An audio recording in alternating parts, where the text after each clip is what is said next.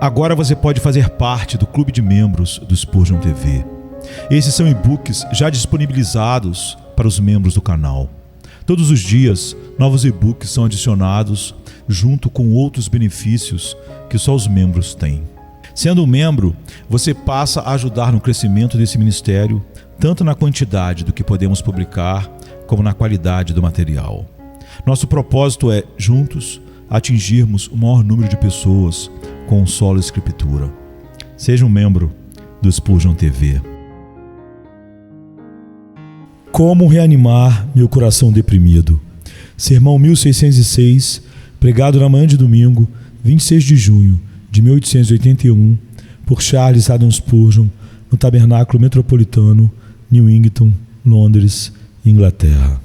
E Davi angustiou-se muito, porque o povo falava em apedrejá-lo, porquanto a alma de todo o povo estava amargurada, cada um por causa dos seus filhos e das suas filhas.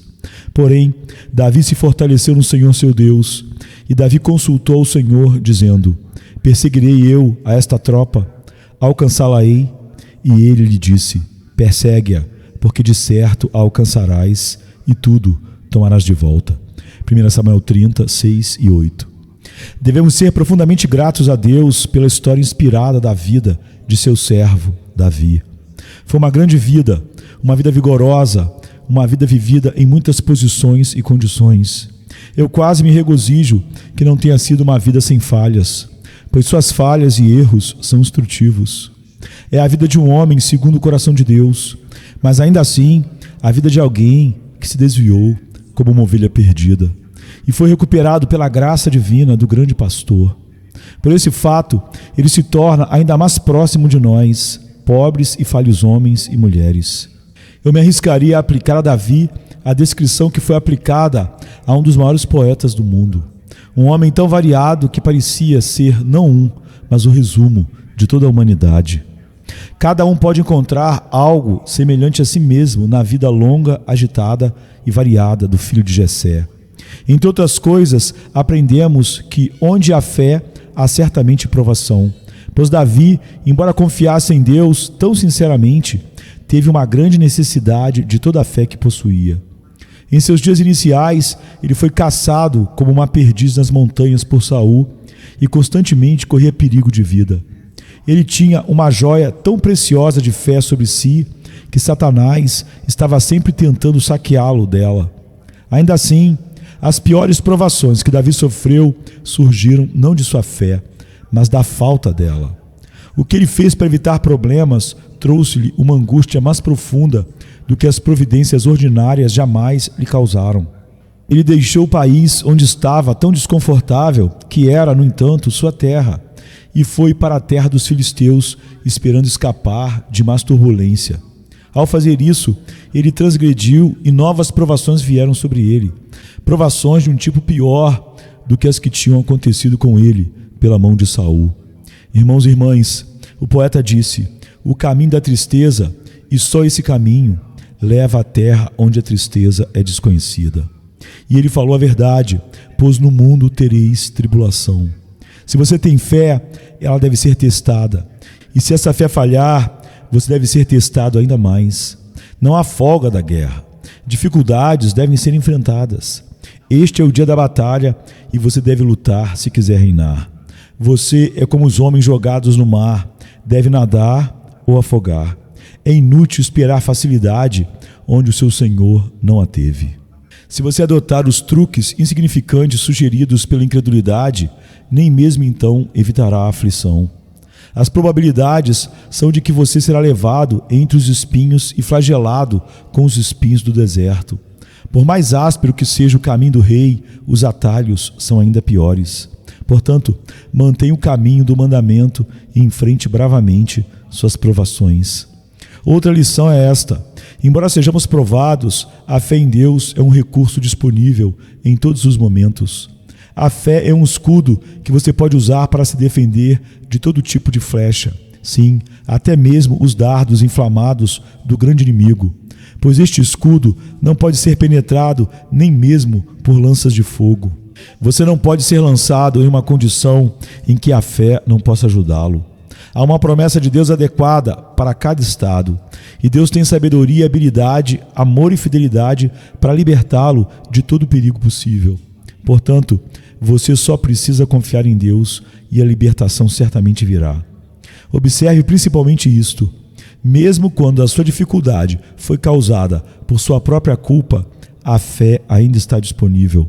Quando sua aflição é evidentemente um castigo por transgressão grave, ainda confie no Senhor.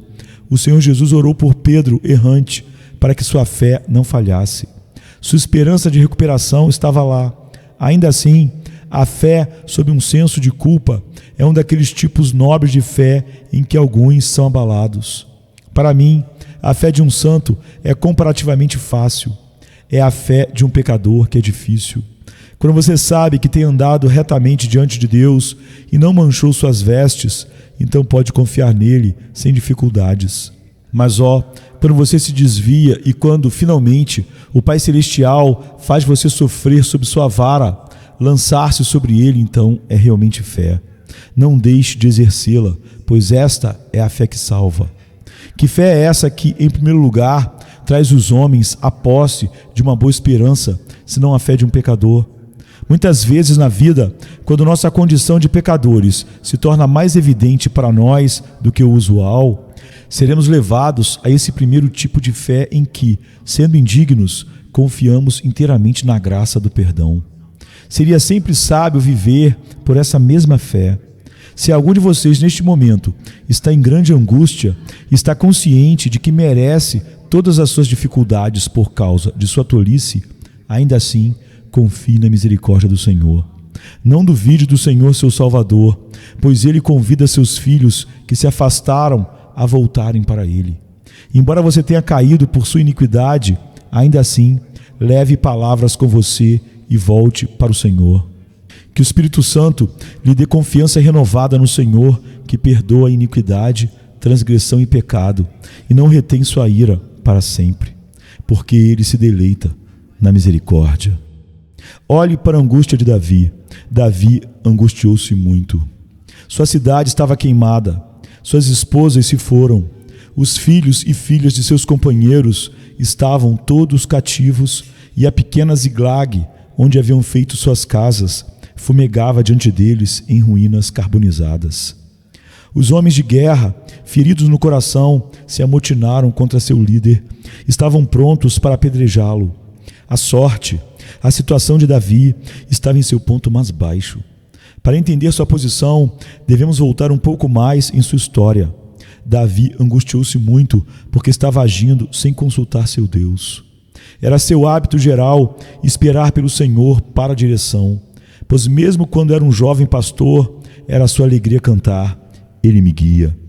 Mas, por uma vez, Davi havia ido sem liderança e havia escolhido um caminho ruim. Exausto pela perseguição de Saul, em um momento ruim, seu coração falhou e ele disse: eu certamente cairei um dia pelas mãos de Saul. Esse era um sentimento perigoso. Tenha sempre medo de ter medo. A falta de fé significa a falta de força. Não considere o desânimo apenas como uma perda de alegria. Veja como drenando sua vida espiritual. Lute contra isso, pois muitas vezes acontece que quando a fé diminui, o pecado vem em enchente. Quem não confia confortavelmente em Deus, logo procurará conforto em outro lugar, e Davi o fez. Sem pedir direção divina, ele fugiu para a corte do chefe filisteu Aques, esperando estar em paz lá. Veja o que veio disso. Quando ele estava entre as cinzas de Ziglag, começou a entender o quão ruim e amargo é dependermos de nosso próprio entendimento, esquecer de Deus que nos guia e nos tornarmos uma lei para nós mesmos. Mas talvez alguns de vocês estejam angustiados da mesma maneira. Vocês escolheram seu próprio caminho e agora estão presos nas matas amaranhadas que rasgam sua carne. Vocês esculpiram para si mesmos e cortaram seus próprios dedos. Vocês obtiveram o desejo de seus corações e enquanto a carne ainda está em sua boca, uma maldição veio com ela. Você diz que fez o melhor. Sim, mas acabou sendo o pior. Davi nunca fez uma vara mais pesada para si mesmo do que quando pensou em evitar qualquer desconforto adicional, deixando o seu verdadeiro lugar. Pior do que isso, se pior pode ser, Davi também seguiu a política em vez da verdade. A mente natural é propensa todo o tempo à mentira. Naqueles dias, como hoje, o homem sentia que todo mundo o enganaria e, portanto, ele devia praticar grande astúcia. A regra de ouro na época de Davi era: faça aos outros, pois os outros certamente farão a você. Davi, em seus primeiros dias, não estava sem a mancha de seu tempo. Ele se tornou o comandante da guarda pessoal de Aques, rei de Gate, e morou na cidade real. Como se sentisse em uma situação bastante desconfortável naquela cidade idólatra, ele disse ao rei: se agora achei graça aos teus olhos, me dê um lugar em alguma das cidades do campo, para que ali habite, pois por que haveria o teu servo de morar na cidade real contigo? Aques parece ter sido quase convertido à adoração de Jeová e certamente brilha brilhantemente na narrativa diante de nós. A pedido de Davi, ele deu a ele a cidade de Ziglag. Mas Davi e seus homens lutaram contra várias tribos de cananeus que viviam no sul da Palestina e tomaram grandes despojos. No entanto, ele errou gravemente ao fazer com que Aques acreditasse que estava lutando contra Judá. Lemos: e Aques acreditou em Davi, dizendo: fez seu povo Israel detestá-lo completamente, portanto, ele será meu servo para sempre. Esse foi o resultado das mentiras ditas e feitas por Davi. E, para que a mentira não fosse descoberta, ele não poupou nenhum dos que conquistou, dizendo: para que não contem sobre nós, dizendo que Davi fez isso.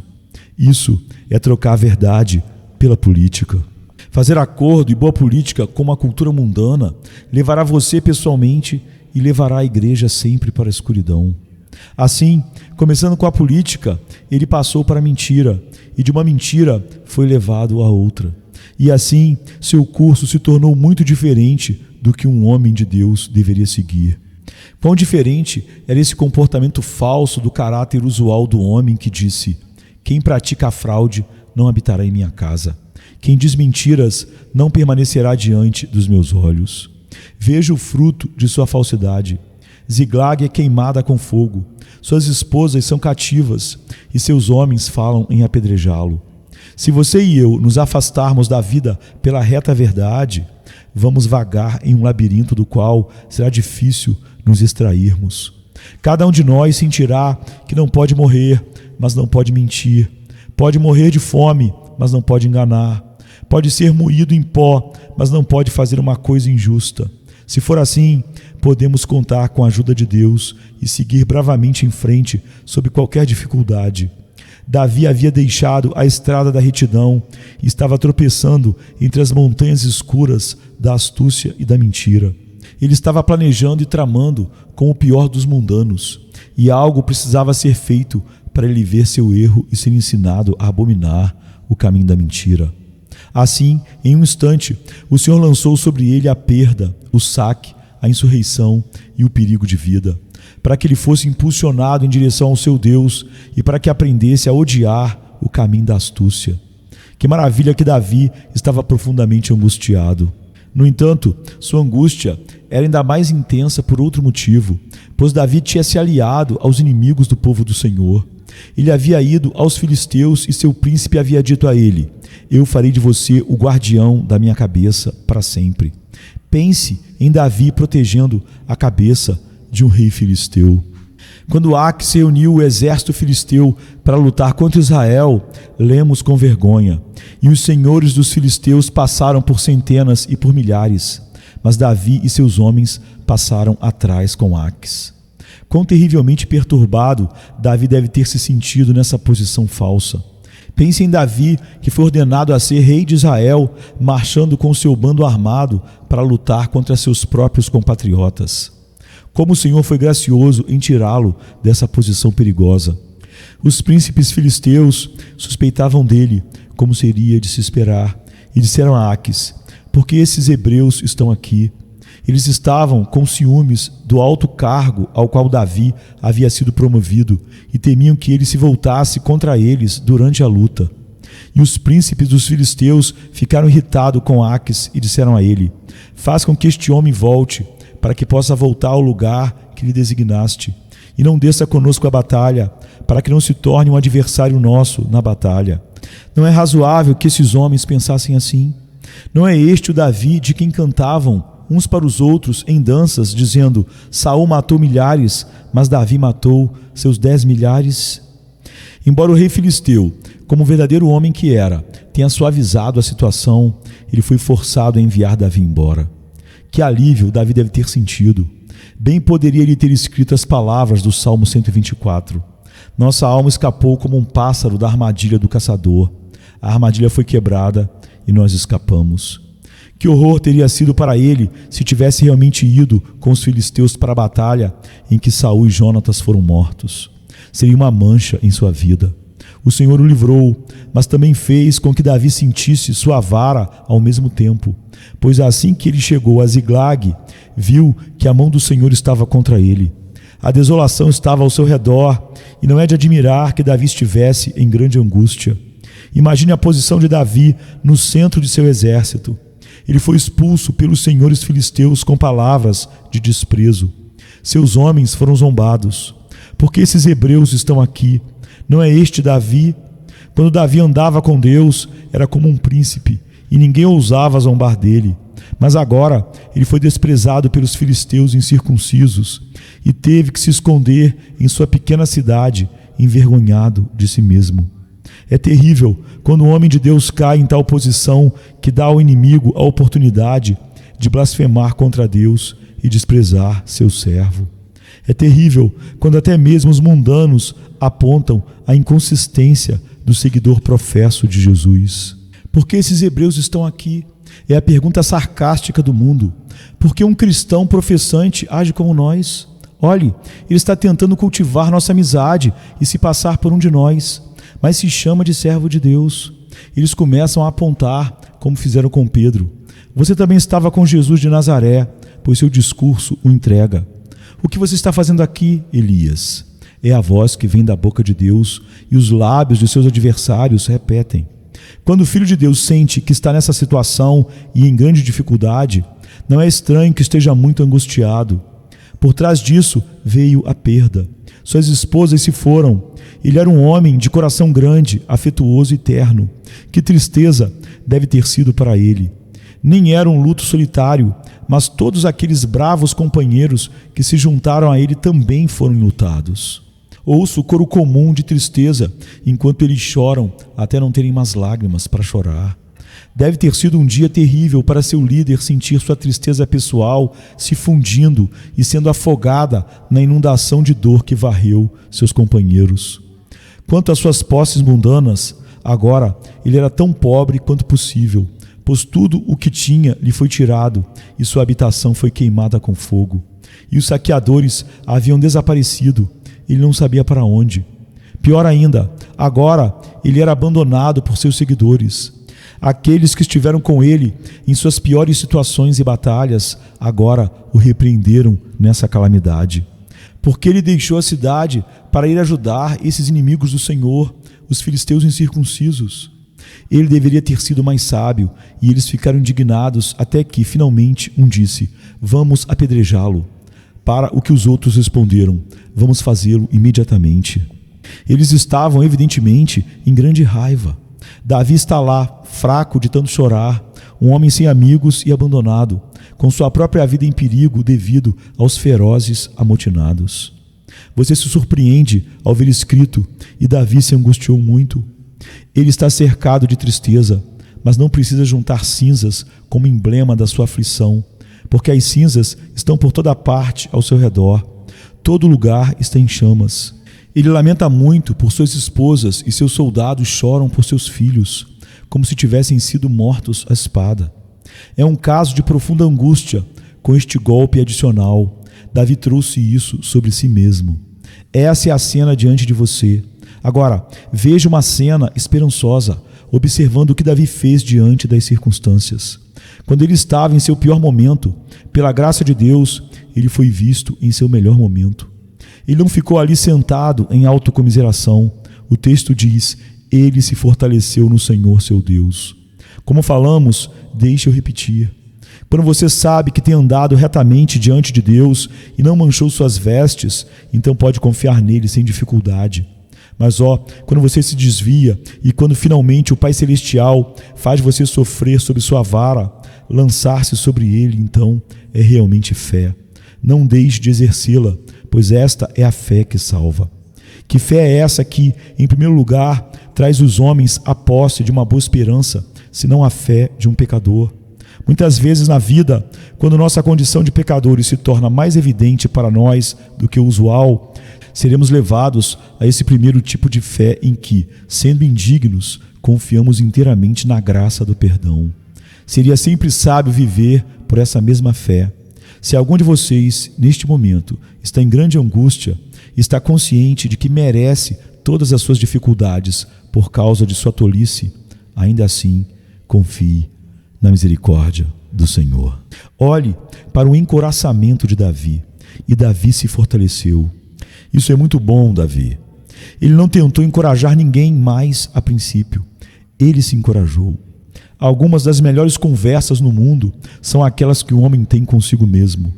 Aquele que fala com todo mundo, exceto consigo mesmo, é um grande tolo. Eu acho que ouço Davi dizer: por que você está tão triste, ó minha alma? E por que você está tão perturbada dentro de mim? Espere em Deus, pois ainda o louvarei.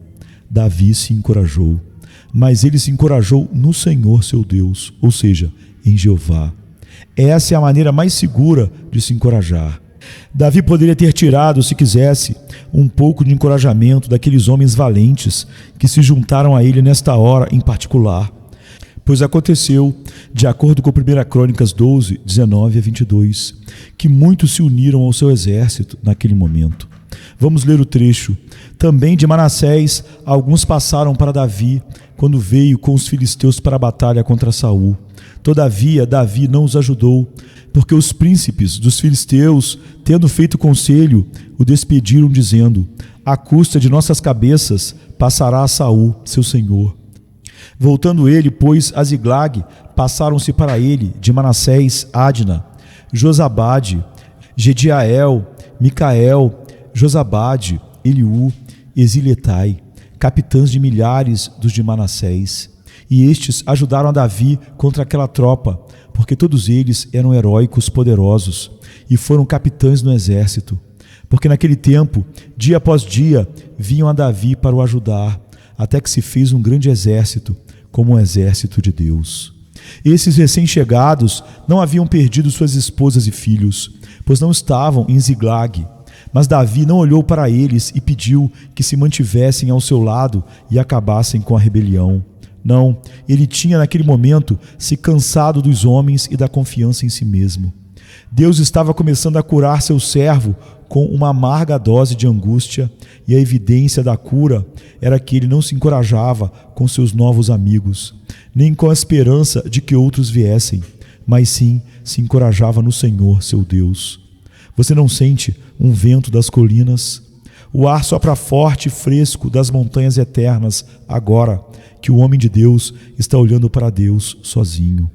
Antes, Davi estava lá embaixo nos vales com sua política e astúcia, na atmosfera estagnada da confiança em si mesmo e do mundanismo. Mas agora ele está em Ziglag, um homem sem amigos, mas livre e verdadeiro. Como ele era grandioso em meio às ruínas. Ele se levanta em sua plena estatura enquanto suas fortunas caem. Ele nos lembra de seus dias de juventude, quando disse: o Senhor que me livrou da pata do leão e da pata do urso, ele me livrará das mãos desse filisteu. Ele não está mais em cativeiro de astúcias e política com o mundo, mas é um homem forte na força de Deus, pois se lança longe de todas as confianças terrenas e se encoraja no Senhor e no Senhor somente. Ele não se sentou em desespero sombrio, nem pensou, como Saul, em recorrer a meios errados para obter ajuda. Não, ele foi, mesmo sendo um pecador, confessando todas as suas ações erradas diretamente para seu Deus, e pediu que o sacerdote viesse para que pudesse falar com ele em nome do Altíssimo. Irmãos e irmãs, se vocês estão em dificuldades e suas dificuldades estão misturadas com o pecado, Se vocês se afligiram com seus desvios e perversidades, ainda assim eu peço que não procurem ajuda em nenhum outro lugar, mas em Deus, a quem vocês ofenderam. Quando ele levanta o braço, por assim dizer, para executar a vingança, agarrem-se a ele, e ele os poupará. Ele mesmo não diz que ele se agarre à minha força. Lembro-me de que o velho mestre Quarles tem uma estranha imagem de alguém tentando golpear outro com um mangual, e como o outro escapa. Ele corre para perto e se mantém próximo, e assim ele não é atingido. É exatamente isso que devemos fazer. Cheguem perto de Deus, agarrem-se a Ele pela fé, segurem firmemente nele na esperança. Digam, mesmo que Ele me mate, ainda assim confiarei nele. Resolvam, não o deixarei ir. Mesmo sendo culpados, é bom se aproximar de Deus. Vamos tentar conceber a maneira como Davi se encorajaria no Senhor, seu Deus. Ficando em meio a essas ruínas, ele diria: no entanto, o Senhor me ama e eu o amo. Embora eu tenha vagado, meu coração não pode descansar sem ele. Embora eu tenha tido pouca comunhão com ele ultimamente, ele não se esqueceu de ser gracioso, nem em ira fechou o seu coração de compaixão. Ele olharia para trás naqueles dias felizes, quando guardava ovelhas e cantava salmos ao Senhor seu Deus nos pastos do deserto. Ele lembraria daquelas horas pacíficas de comunhão mais feliz e desejaria tê-las novamente. Seus próprios salmos o confortariam ao ver como seu coração já foi alegre. Ele diria a si mesmo: minha experiência de amor divino não é um sonho. Eu sei que não é um mito ou uma ilusão. Eu conheci o Senhor e tive comunhão próxima e querida com Ele. E eu sei que Ele não muda e, portanto, Ele me ajudará. Sua misericórdia dura para sempre. Ele perdoará a minha transgressão. Assim, ele se encorajou no Senhor seu Deus. Então, ele foi mais longe e argumentou: o Senhor não me escolheu, não me ordenou ser rei em Israel. Ele não enviou o seu profeta Samuel, que derramou óleo sobre minha cabeça e disse: este é ele. Certamente o Senhor não mudará sua escolha ou deixará sua palavra falhar. Eu fui separado de meus parentes, perseguido por Saul, conduzido de rocha em rocha, de caverna em caverna até o deserto, e não conheci nenhum descanso. E tudo porque fui ordenado a ser rei no lugar de Saul. Certamente o Senhor cumprirá seu propósito e me colocará no trono. Ele não me escolheu, ordenou e ungiu em zombaria. Irmãos, precisam de uma interpretação dessa parábola. Vocês não veem sua aplicação em si mesmos. Não estão dizendo: o Senhor me chamou pela sua graça. Ele me tirou do meu amor pelo mundo e me fez sacerdote e rei para si mesmo. E pode ele me abandonar? O óleo de seu espírito ainda está sobre mim. Pode ele me rejeitar? Ele me separou para si mesmo e me fez saber que meu destino não é como o do mundo ímpio, mas que ele me ordenou e escolheu para ser seu servo antes da fundação do mundo, para sempre. Ele me deixará perecer? Deixará seu inimigo se alegrar sobre mim? Assim você pode encorajar-se em Deus. Então Davi passaria por todas as libertações do passado que ele havia experimentado. Vejo a imagem que passou como um panorama diante dos olhos de Davi. Ele se viu quando matou o leão e o urso. Deus o livrou então e não o livrará agora. Ele se viu indo ao encontro do gigante Golias com nada além de uma funda e uma pedra, e voltando com a cabeça do monstro em sua mão, e argumentou: ele não me resgatará agora. Ele se viu nos tribunais de Saul quando o rei louco procurou prendê-lo na parede com uma lança, e ele mal escapou. Ele se viu descendo pela bondade de Mical pela janela, quando seu pai procurou matá-lo em sua cama. Ele se viu na caverna de Engedi e nos rastros dos bodes selvagens, perseguido por seus adversários implacáveis, mas sempre estranhamente guardado de suas mãos cruéis. Davi se anima, como alguém havia feito antes dele, com a inferência: se o Senhor quisesse me destruir, ele não me teria mostrado essas coisas. Vem agora, queridos filhos de Deus, peguem seus diários e relembrem os dias em que o Senhor os ajudou repetidamente. Quantas vezes Ele os abençoou? Vocês não conseguem contar, pois Deus tem sido tão gracioso e carinhoso que já os ajudou 10.000 vezes. Ele mudou em amor, em fidelidade, em poder. Deus nos livre de termos um pensamento tão perverso. Ele continua o mesmo, então se encoraje nele. Ai, você diz, eu fiz algo errado. Eu sei que sim, mas ele não. Se a sua confiança fosse em si mesmo, esse erro seu poderia destruir sua esperança. Mas como sua confiança está em Deus e ele não mudou, por que você deve temer? Ah, mas eu sou tão pecador. Sim, eu sei que você é, e assim era quando ele primeiro o olhou com amor.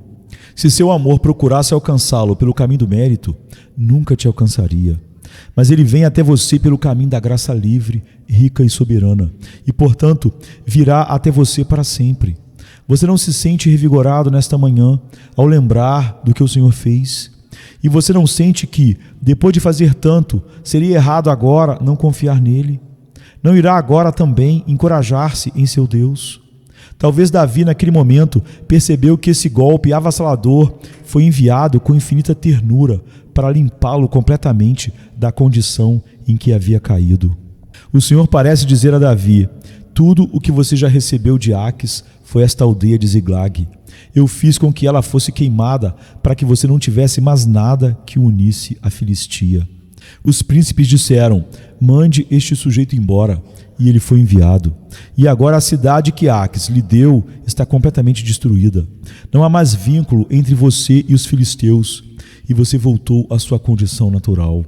A pancada mais dura que o nosso Deus já desferiu, se ela nos coloca no caminho certo e nos separa de nós mesmos, do pecado e da política carnal, é uma pancada de amor. Se ela põe fim à nossa vida egoísta e nos traz de volta à vida de confiança, é uma pancada abençoada. Quando Deus mais abençoa seu povo, é através de coisas terríveis na disciplina. Ele feriu Davi para curá-lo. Ele o tirou da armadilha do caçador filisteu e o livrou da peste malsã da associação pagã por um caminho que trouxe lágrimas aos seus olhos até que ele não tivesse mais forças para chorar. Agora o servo do Senhor começa a ver a mão maravilhosa de Deus e ainda dirá: antes de ser afligido, eu me desviei, mas agora aguardo a tua palavra. Eu, o pregador desta hora, peço para dar meu pequeno testemunho que os piores dias que já tive se transformaram nos meus melhores dias. E quando Deus me pareceu mais cruel, foi então que Ele foi mais bondoso. Se há algo neste mundo pelo qual eu louvaria mais do que qualquer outra coisa, é pela dor e aflição. Tenho certeza de que nesses momentos a mais rica e terna manifestação de amor foi demonstrada para mim.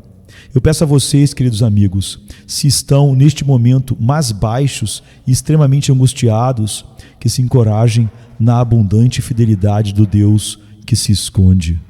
Os carros de nosso Pai rugem mais intensamente quando nos trazem o rico frete de ouro de sua graça. Cartas de amor do céu muitas vezes são enviadas em envelopes pretos. A nuvem, que é negra de horror, é grande de misericórdia. Não podemos pedir por problemas, mas se formos sábios, olharemos para eles como a sombra de uma bênção incomum. Tema a calmaria, muitas vezes é traiçoeira, e sob suas asas a peste está à espreita. Não tema a tempestade, ela traz cura em suas asas, e quando Jesus está com você no navio, a tempestade só acelera o navio em direção ao porto desejado. Bendito seja o Senhor, cujo caminho está no furacão, e que faz das nuvens o pó de seus pés. Que pensamentos como estes possam ajudá-lo a se encorajar em Deus, como fez Davi. E Davi angustiou-se muito, porque o povo falava em apedrejá-lo, porquanto a alma de todo o povo estava amargurada, cada um por causa dos seus filhos e das suas filhas. Porém Davi se fortaleceu no Senhor seu Deus. E Davi consultou ao Senhor, dizendo: perseguirei eu a esta tropa? Alcançá-la-ei? E ele lhe disse: persegue-a, porque de certo a alcançarás, e tudo tomarás de volta. Olhe para Davi consultando a Deus. E Davi perguntou ao Senhor, dizendo: devo perseguir esta tropa? Davi entrou em grande angústia por confiar em sua própria sabedoria, em se associar com astúcia com o mundo, os filisteus, achando que isso o fortaleceria em suas lutas, e só conseguiu entrar em uma angústia inimaginável. Nessa angústia, ele chorou tanto que não havia mais lágrimas em seu corpo para serem derramadas. Mas note bem que assim que Davi se acertou com Deus, ele ansiou por conhecer a vontade do Senhor em relação à sua próxima ação. Você e eu teríamos dito: vamos atrás desses saqueadores, não paremos nem um instante, podemos orar enquanto marchamos ou, em outro momento, rápido, rápido, as vidas de nossas esposas e filhos estão em jogo. Era hora de se apressar se alguma vez houve. Mas, como diz o bom provérbio, oração e provisão não impedem a jornada de ninguém. Davi sabiamente para. Traga o éfode, ele diz. E ele espera até que o oráculo responda às suas perguntas. Ele não marchará até que o Senhor dê a palavra de comando. Isso é bom. É um estado de espírito doce sentir que você deve esperar pela ordem do Senhor, que sua força está em sentar-se até que Deus o mande avançar. Se pudéssemos sempre manter essa submissão de coração. Se nunca nos apoiássemos em nosso próprio entendimento, mas confiássemos unicamente em Deus. Observe que Davi dá como certo que seu Deus vai ajudá-lo. Ele só quer saber como fazer. Devo perseguir? Devo alcançá-los? Quando você, meu irmão, estiver buscando a orientação do Senhor, não se aproxime dele como se ele não o ajudasse, ou como se fosse difícil esperar que ele o auxilie. Você não gostaria que seus filhos pedissem algo a você com medo de falar com você.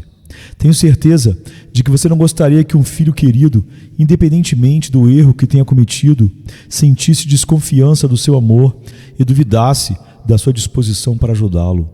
Pois, independentemente do que tenha feito, ele ainda é seu filho. Davi encorajou-se em seu Deus e tem certeza de que Deus está pronto para salvá-lo. Tudo o que ele quer saber é como agir no assunto.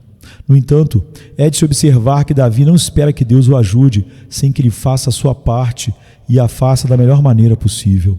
Davi pergunta: devo perseguir? Devo alcançá-los? Ele pretende se levantar e agir. Triste como está e fraco como está, ele está pronto para a ação. Muitos que se metem em apuros parecem esperar que um anjo venha e os levante pelo cabelo, mas os anjos têm outras coisas em mãos. O Senhor geralmente nos ajuda, nos capacitando a nos ajudarmos a nós mesmos. E é um caminho que nos faz um bem duplo. Foi mais para o benefício de Davi que ele mesmo devesse derrotar os amalequitas do que Deus deveria jogar pedras de granizo do céu sobre eles e destruí-los. Davi terá o espólio deles como recompensa pela batalha e será recompensado pela marcha forçada e pela luta. Irmão, você terá que trabalhar e se esforçar para se libertar de dívidas e dificuldades, e assim o Senhor ouvirá a sua oração. A regra é confiar em Deus para derrotar os amalequitas e depois persegui-los, como se tudo dependesse de você.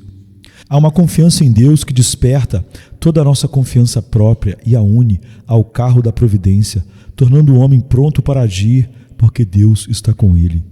É instrutivo notar que, embora Davi estivesse pronto para agir, confiando em Deus, ele desconfiava muito de sua própria sabedoria, pois perguntou: devo perseguir eles? O homem sábio é aquele que considera a sua própria sabedoria uma loucura. E aquele que coloca seu julgamento aos pés de Jesus é um homem de julgamento sólido. Aquele que espera até que a sabedoria divina o guie será experiente e prudente em todas as coisas. Davi também desconfiou da sua própria força, embora estivesse pronto para usar o que tinha, pois disse: poderia alcançá-los? Será que meus homens podem marchar rápido o suficiente para alcançar esses ladrões? E que estado abençoado do coração é esse, em que não temos força própria, mas buscamos a de Deus.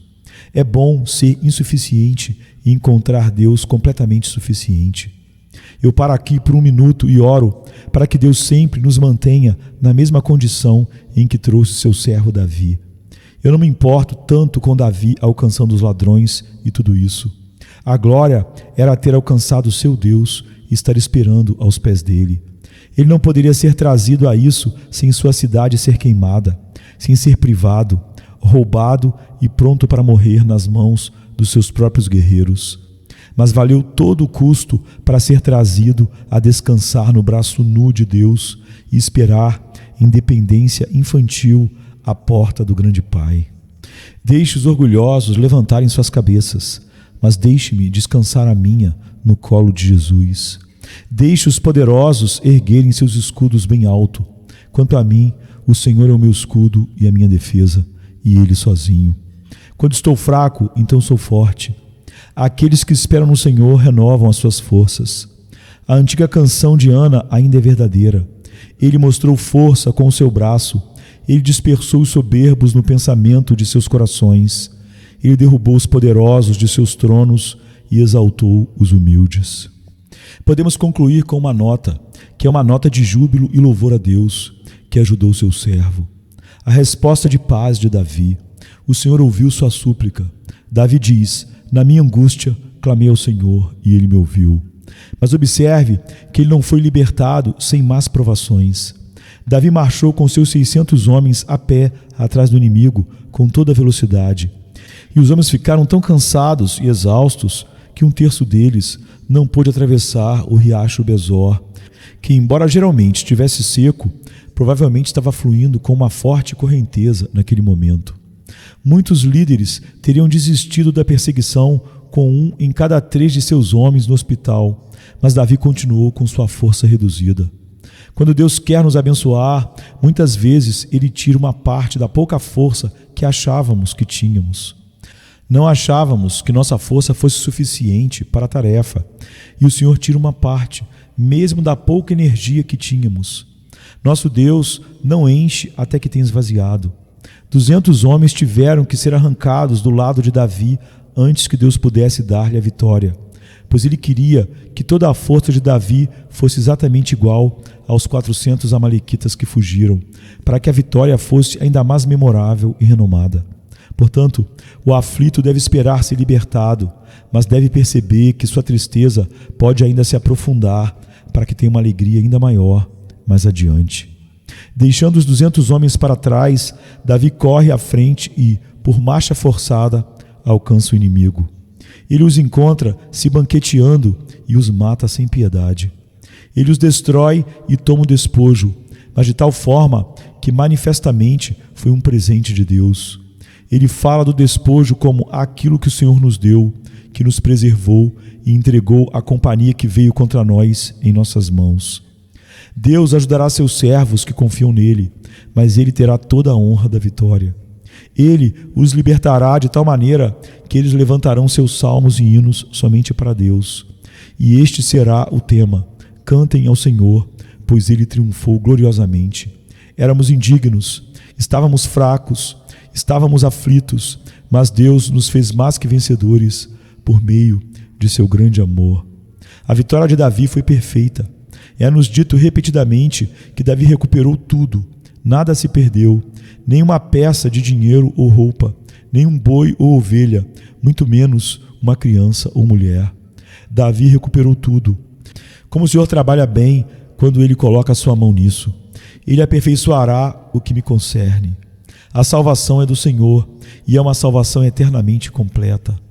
Confie no Senhor para sempre, pois no Senhor Jeová a força é eterna. Ele trabalhará e trabalhará perfeitamente até que Ele diga: está consumado. A batalha é do Senhor e seus santos serão mais que vencedores. Não somente Deus deu a Davi um resgate completo, mas também lhe concedeu um grande despojo. E disseram: este é o despojo de Davi.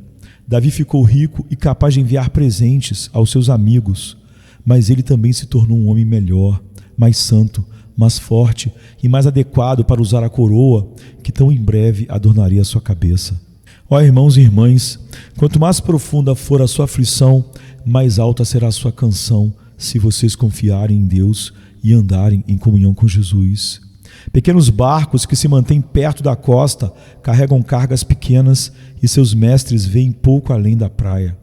Mas aqueles que descem ao mar em navios que fazem negócios em águas profundas, estes veem as obras do Senhor e as suas maravilhas no profundo. É algo assustador estar no oceano em uma tempestade terrível, quando o navio é lançado de um lado para o outro como uma bola, quando os céus se misturam com o oceano e tudo é tumulto. Então, um grande trovão luta contra o rugido do mar e os relâmpagos são apagados pelo fervilhar das ondas poderosas. Quando você chega à costa novamente, conhece uma alegria que o habitante da terra firme não pode sentir, e tem uma história para contar aos seus filhos e aos filhos dos seus filhos do que você viu no profundo, tal como um habitante da terra dificilmente pode entender. Quanto àqueles que vivem à vontade, o que eles veem? Vocês que estiveram na batalha podem cantar sobre a vitória e, apontando para a sua experiência, podem exclamar: este é o despojo de Davi. Confie no Senhor teu Deus. Acredite também em seu Filho Jesus. Livre-se da fé falsa e realmente creia. Livre-se de uma fé nominal e confie no Senhor em todos os momentos e sobre todas as coisas. O que? Confiar nele sobre libras, shillings e pence? Certamente. Eu tenho uma fé que não pode confiar em Deus sobre o pão e roupas. É uma fé mentirosa. Entenda isso. Não é a fé sólida e prática como a de Abraão, que confiava em Deus sobre suas tendas, seu gado e sobre uma esposa para seu filho. Essa fé que fez Davi confiar em Deus em relação aos filhos e filhas e ao despojo, essa é a fé para você e para mim. Se Deus não pode ser confiável em relação a pães e peixes, como Ele pode ser confiável em relação às coisas da eternidade e às glórias que ainda serão reveladas? Mantenha-se firme em Deus com uma fé cotidiana. A fé em Deus é o exercício do senso comum santificado.